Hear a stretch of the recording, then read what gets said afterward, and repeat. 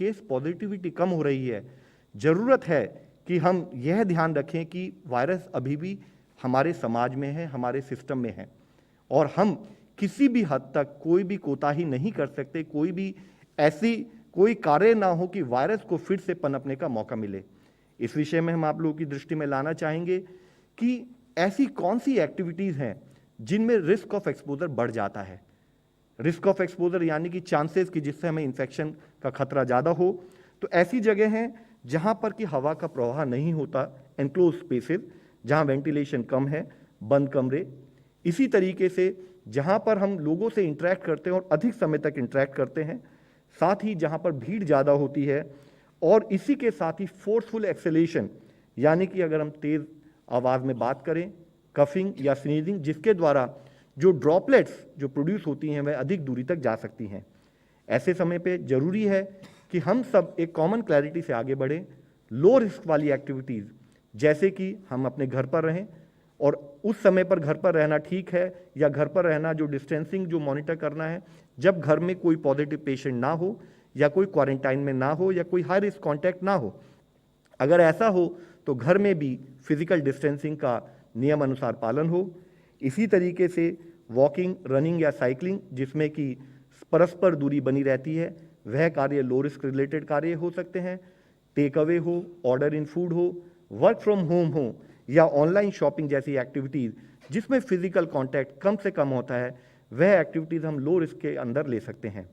लो से medium risk में ऐसी एक्टिविटीज़ जिसमें वह खेल कूद जिसमें फिर भी डिस्टेंस बना रहता है, उनको हम समझ सकते हैं।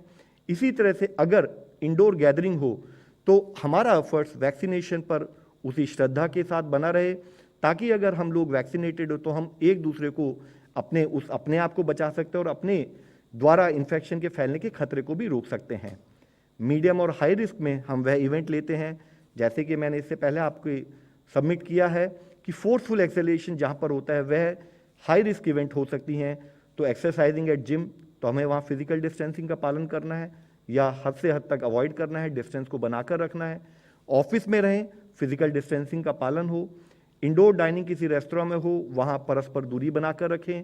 और सैलून हो या बार्बर शॉप हो जहाँ पर कि आदमी क्लोज कांटेक्ट में रहते हैं, वह भी मीडियम और हाई रिस्क एक्टिविटीज़ हो सकती हैं।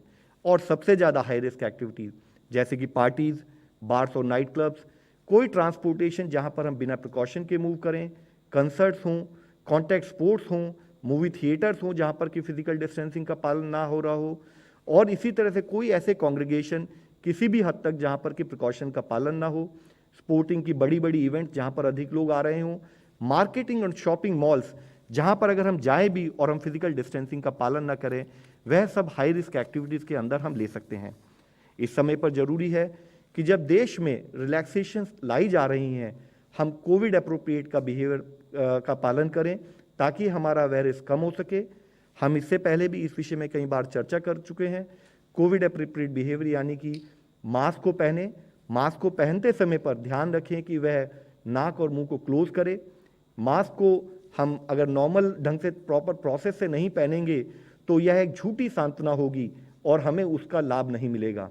इसी तरह से अपने बीच परस्पर 2 गज की दूरी इसका पालन करें, हैंड हाइजीन का ध्यान रखें ताकि इन्फेक्शन के स्प्रेड को हम रोक सकें।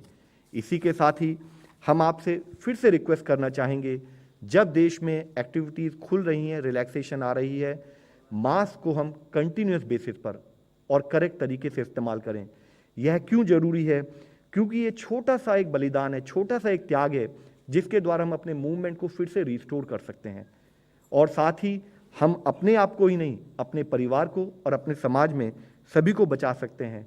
हमें यह ध्यान रखने की ज़रूरत है क्योंकि हम इन्फेक्शियस डिजीज से डील कर रहे हैं, तो एक भी आदमी जो मास्क का सही ढंग से इस्तेमाल नहीं कर रहा है, उसके द्वारा इन्फेक्शन कई अधिक लोगों तक फैल सकता है।